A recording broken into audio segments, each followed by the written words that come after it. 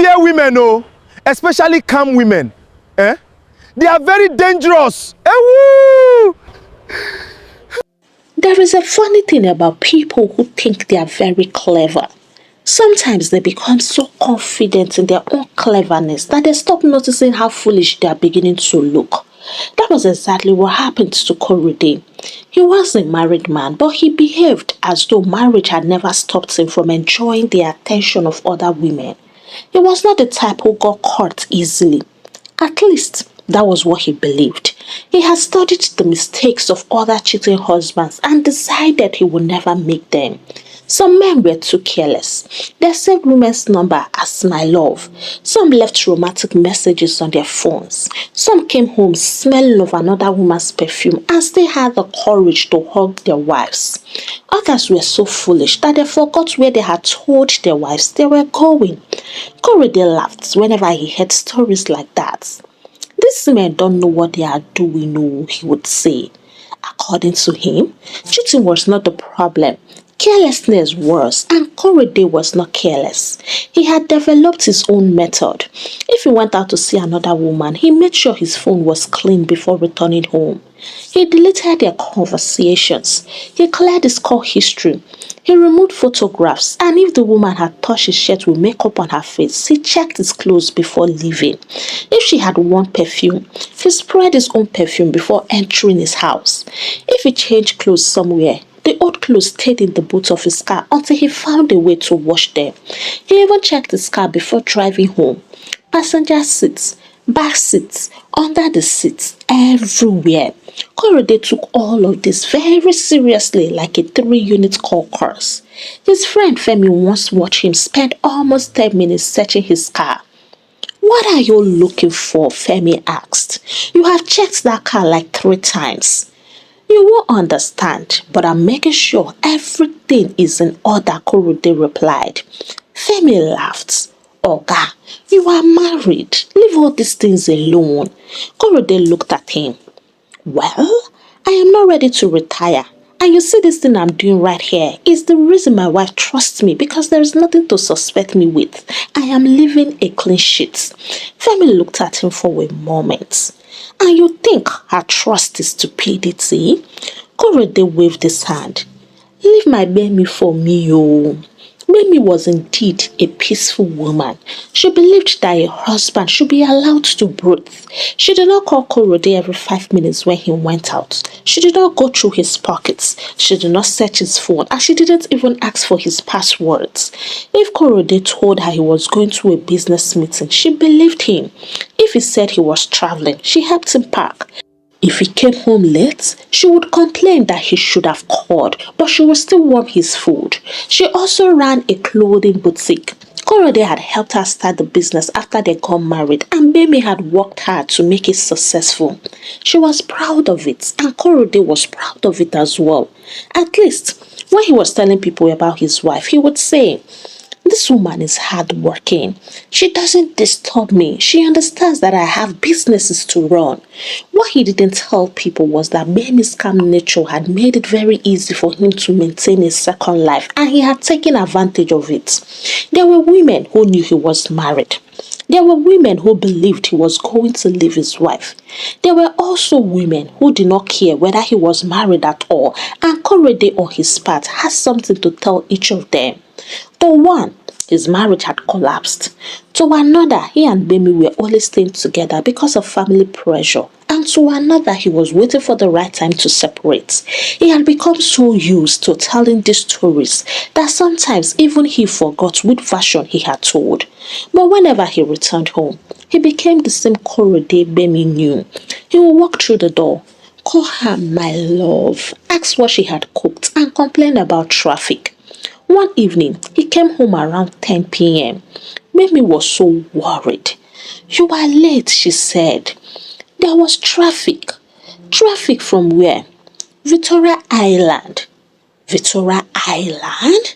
She looked at him. "You said you were going to the office today." "Yes, I went from the office to see someone." Gbemi nodded. "Okay." Korede removed the shoes. Then he saw covered plates on the dining. "You haven't eaten?" No, I was waiting for you. Why? You said you will come back early. Oh, my beautiful wife, I am so sorry. Let me quickly warm the food, Gbemi said. She walked into the kitchen. Korede watched her. He smiled. This was exactly the kind of marriage he wanted. No unnecessary questions, no drama, and no suspicion. He picked up his phone.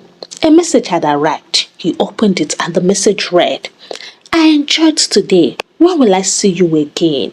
Korede quickly typed, very soon. Then he deleted it. He put his phone down. He felt clever, but he had forgotten one thing. He had not deleted the message from the woman's phone, and he had not deleted the memory of what she knew about him. Korede did not think about things like that. His mind was always focused on what he could control. His phone, his car, his clothes, his stories, and he believed that if he controlled those things, he controlled the truth. And he certainly did not understand that the woman he had spent years underestimating was beginning to notice that something about him had changed. She had not caught him yet. She had no proof, but she had begun to notice little things. The next morning, he left for work, but instead of going to his office, he drove to meet another woman. Her name was Shade. Shade had been seeing Korede for several months and she was becoming impatient. You always leave quickly, she complained. I have somewhere to be. You always have somewhere to be. Korede picked up his keys. I told you my schedule was complicated. Because of your wife? He gave her a warning look. Don't bring her into this, I beg you. Why not? You always say you are going to leave her. I said I will handle it. But when? Shade, please. She folded her arms. You know what? I am tired of waiting. Korede sighed. I will call you. He walked out. Inside his car, he shook his head. Shade, it's like you are becoming a problem, oh, and there are many fishes in the river. He decided he would stop seeing her for a while. He drove home later that evening, changed his clothes and went to the boutique to see Gbemi. She was attending to a customer. When she saw him, she smiled and welcomed him. He looked around the boutique. Business was good. She touched his hand and said, Thank you. For a moment, Korede felt a genuine sense of affection for his wife. He knew she was a good woman. She knew she loved him, and perhaps that was why he never seriously considered leaving her. He wanted the comfort of his marriage without giving up the excitement he found outside it. He wanted both worlds, and he believed he was entitled to them. She reached for his phone where he had kept it charging on the table. Before her hands touched it, Korede rushed to it like Russia. Mimi looked at him. The expression on her face spoke more than 1,000 words. Then she walked away. Korede stood there holding the phone. He knew he had reacted too quickly and he regretted coming to the boutique that very day. Later that night, Mimi found herself thinking about the incident. Nobody would rush their phone that way if something wasn't fishing. So she made up her mind to investigate. And you know what it means for a woman to launch an investigation. Even FBI won't come close. Their Kamma tribe. It took her just 2 weeks to gather her facts. Not long after, trouble began in the paradise with a message that meant nothing. At least, it meant nothing to Gbemi. She had been at the boutique when a businessman she had recently met through one of her suppliers sent her a message about a possible clothing contract. He was well connected and had offered to introduce her to someone who could help her expand the business.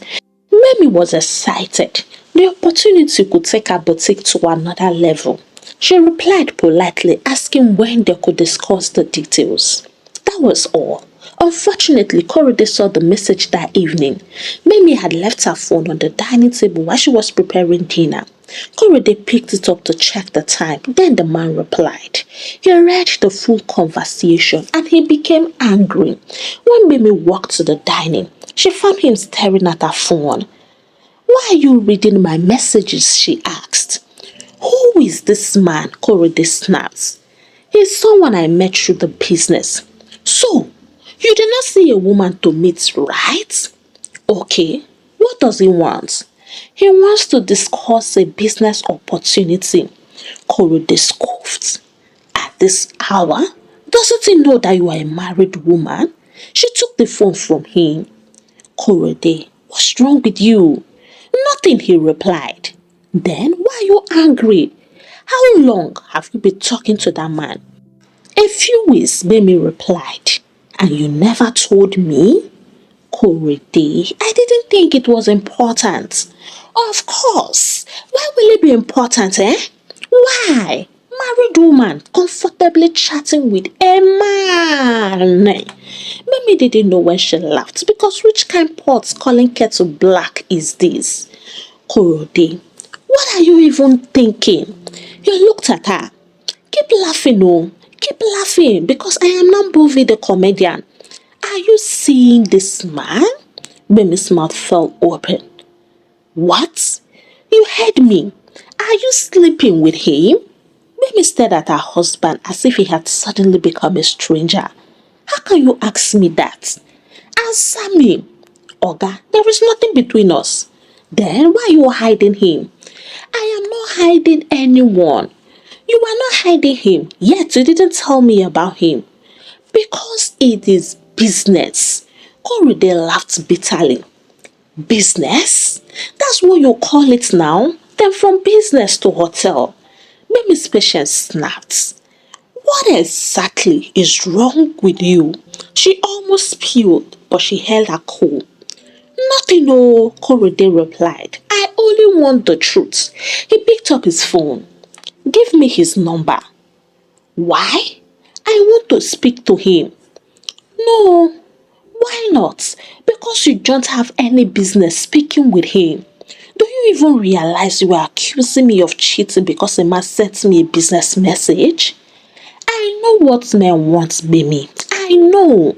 The irony of the statement was almost painful. Korede knew exactly what men wanted because he was the chairman. See, if you don't give me that man's number now, then you will have to choose between the two of us. What? Korede, listen to yourself. Yes, I can hear myself loud and clear. I don't want an unfaithful woman in my house. It is a big taboo. Mimi almost spilled again, but she walked out, and from that day, Korede became a thorn on her flesh. If Mimi was on call, he was sneaking like a rat just to eavesdrop, and normal things that they would have joked about became fights. He went as far as clowning her WhatsApp. Then one day, that same man dropped her. That was the height of it. Korede didn't even wait for her to explain. He asked her to leave his house. Mimi was flabbergasted. You are throwing me out because of something you have imagined? I have made my decision and that's final. She stared at him for several seconds. Then she nodded. If that's what you want, it's fine. Korede had expected an argument. He expected her to plead. He even expected her to call her mother or one of her siblings. Instead, Gbemi walked upstairs. She packed a few clothes into a suitcase. Korede remained downstairs. Part of him expected her to return and apologize, but she didn't. When she came down, she carried her suitcase quietly. Korede looked at her. You are really leaving? You told me to leave. Oh, you have already planned where you will both meet, right? Mimi reached the door, then she turned. I hope one day you will remember this conversation and realize how unfair you were to me. Then she left. For several minutes, Korede stood in the living room. He convinced himself that she would come back and beg, and when she didn't, he went to her boutique. He said to her workers, pack everything. The workers stared at him. Sir? I said pack everything. I am closing this place. But madam, she's no longer running this business, he interrupted. He took the keys. He locked the boutique himself. Because he had financial control over the business, he contacted the bank and instructed them to restrict access to the accounts. He wanted Gbemi to understand that he was serious. He wanted her to feel the weight of losing everything he had provided, and he was certain she would return. Perhaps not that day, maybe not the next, but eventually she would call. She would apologize and she would ask him to forgive her. One day passed, 3 days, then a week. He checked his phone repeatedly. No calls from Gbemi. No messages, and surprisingly, no family member had contacted him. It was as if he was fighting with himself. He became annoyed. After 3 months, his friend called. You won't believe what I saw right now. What? Korede asked. Gbemi's apartment. Immediately he became interested. Femi told him the location. Korede laughed. That's impossible. Why? I froze her account. Maybe she had money somewhere else. So Korede ended the call, but curiosity got the better of him. That evening, he drove to the address and coincidentally he saw Gbemi standing outside a beautiful apartment building. She was speaking to a woman and carrying shopping bags. She looked calm. She looked healthy. Most importantly, she did not look like someone who had lost everything. Korede remained inside his car. He watched her for several minutes. He had expected tears, he had expected desperation, and he had expected to see the woman he had thrown out of his house struggling to survive. Instead, she looked relieved. Korede drove home angry. 2 weeks later, he heard another piece of news. Gbemi had opened a new clothing line.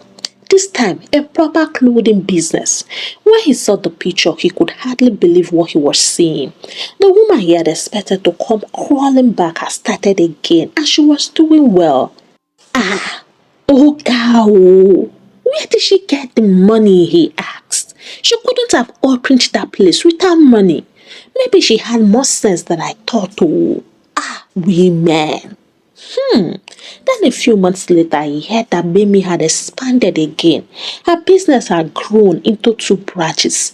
The boutique he had locked up was now irrelevant. He sat quietly after hearing the news. For the first time, he began to wonder whether throwing Gbemi out had been the biggest mistake he had ever made, but his pride would not allow him to admit it. Instead, he decided to take the matter further. If Gbemi will not return to me, I will end this marriage formally. I will send her divorce papers. I will still accuse her of infidelity, and he believed the court will rule in his favor.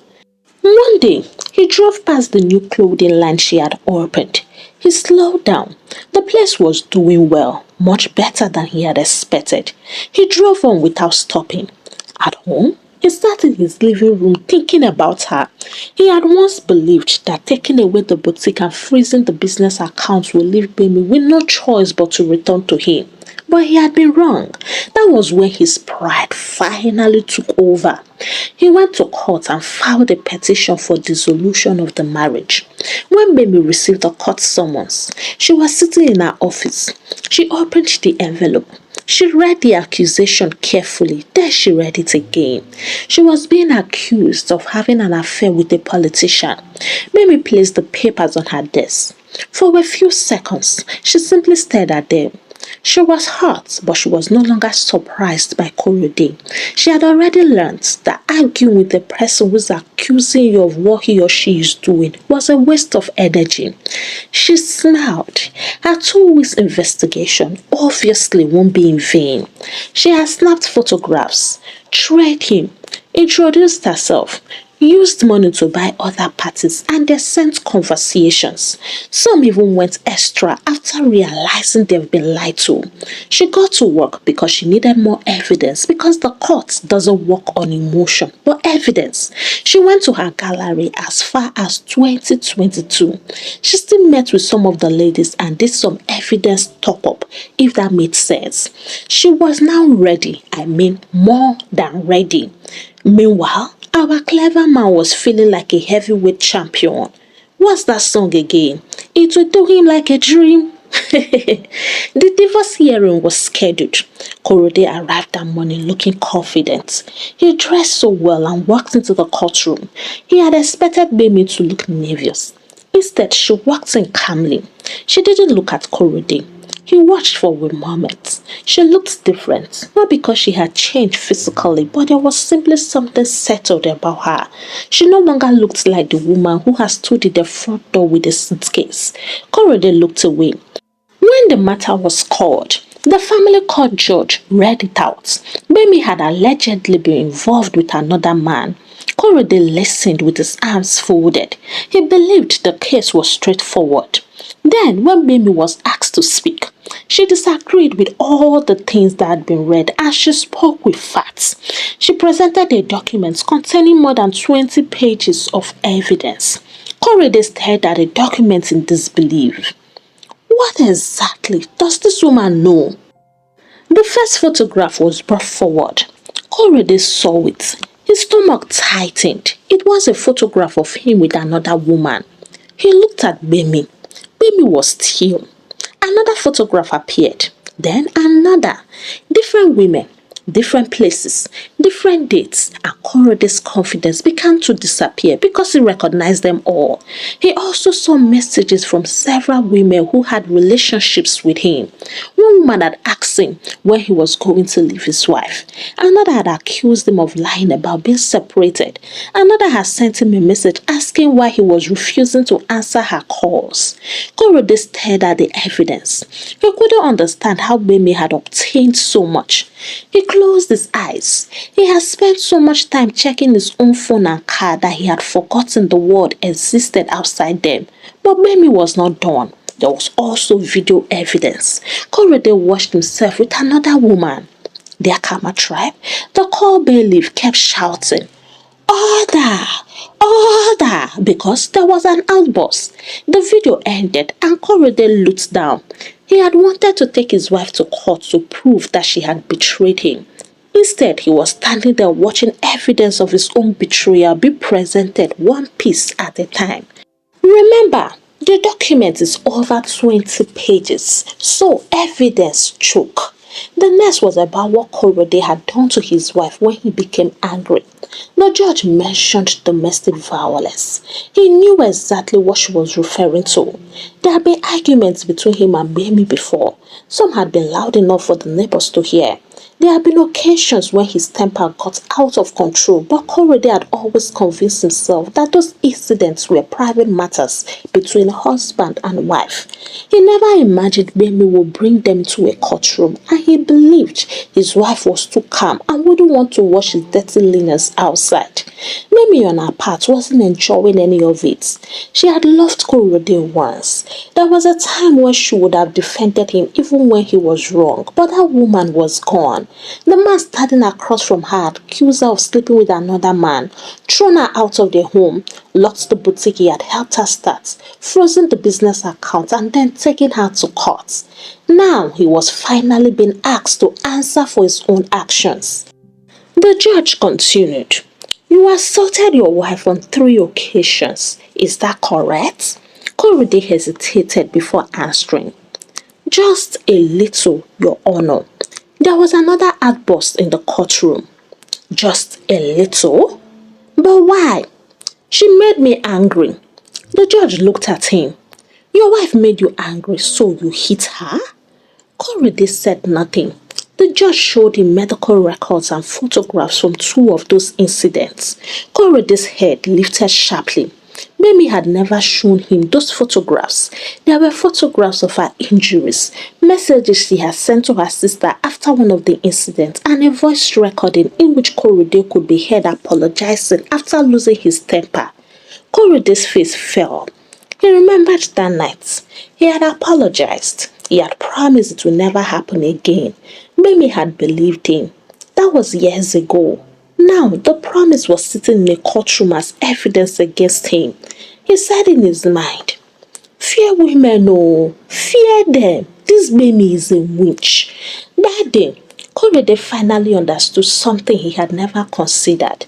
Being the first person to go to court does not mean you will be the one who will win.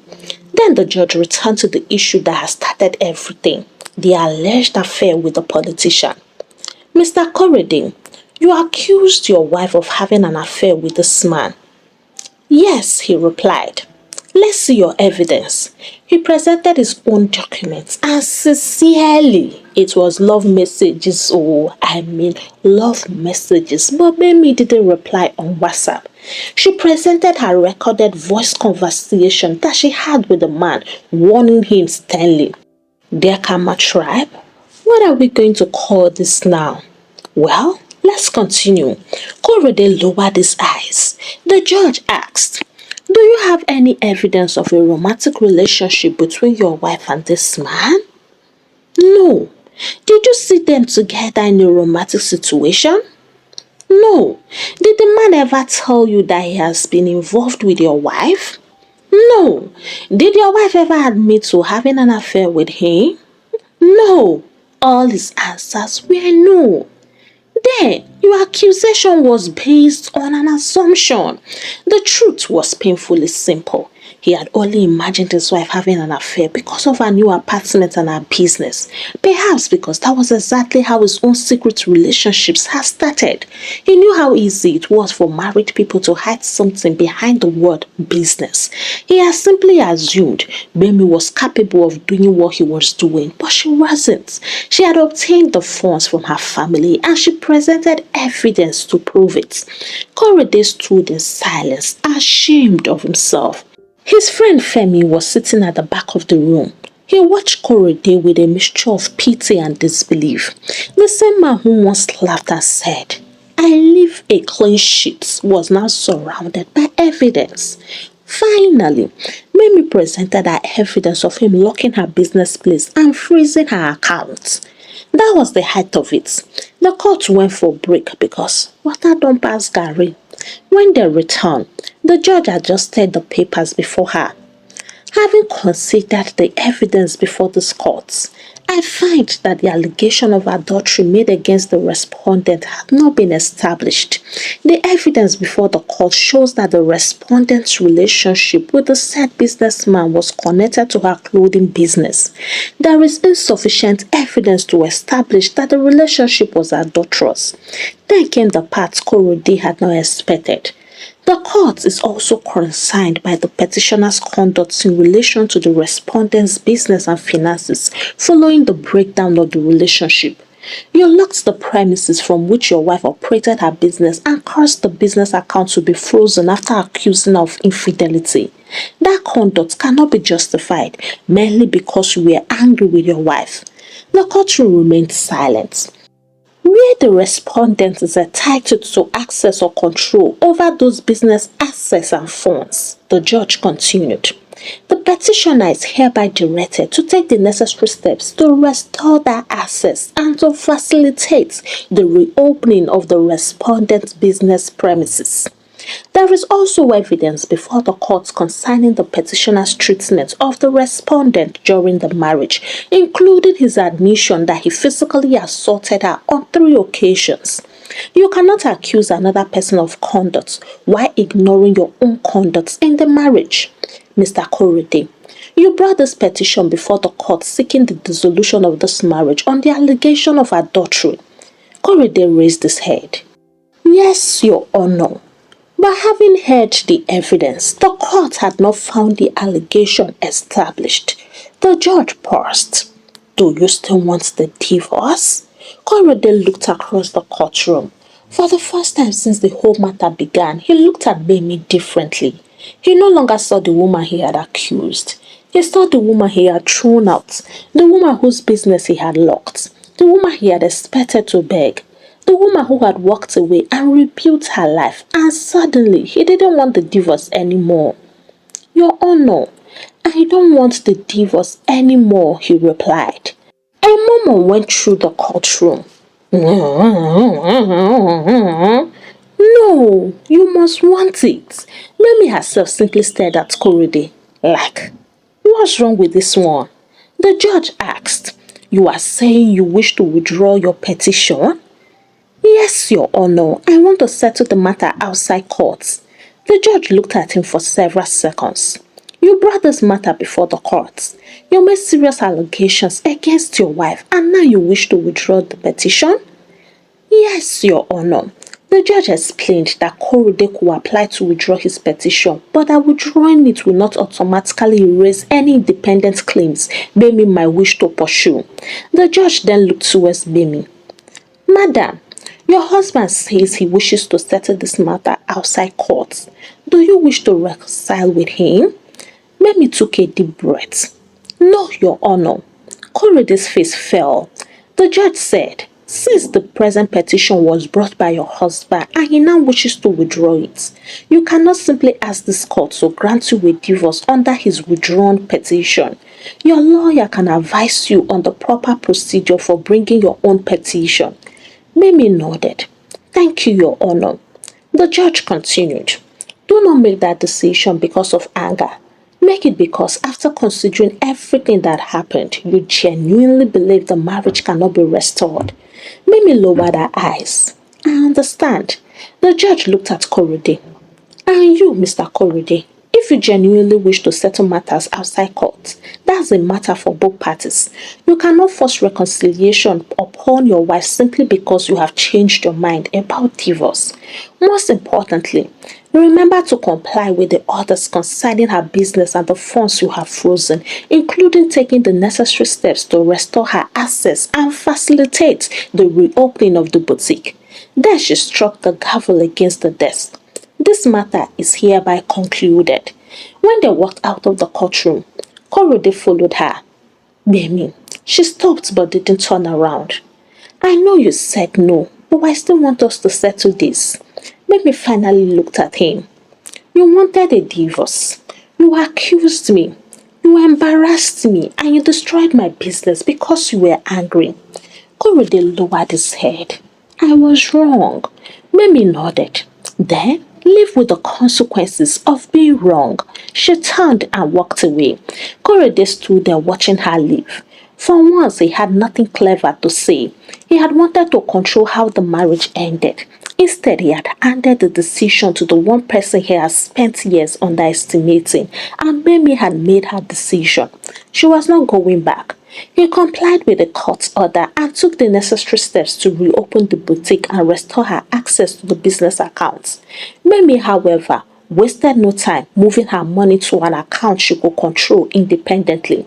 She still went ahead with the divorce through the proper legal process, and to this day, Korede had never fully recovered from the consequences of the cleverness he once took so much pride in. Their Kamma tribe. This is a word to those who had been blessed with good spouses but still choose to lose somewhere else. There is nothing clever about being unfaithful. You may think you are protecting your secrets, but one day, the very things you thought made you smart may become the evidence that destroys everything you built.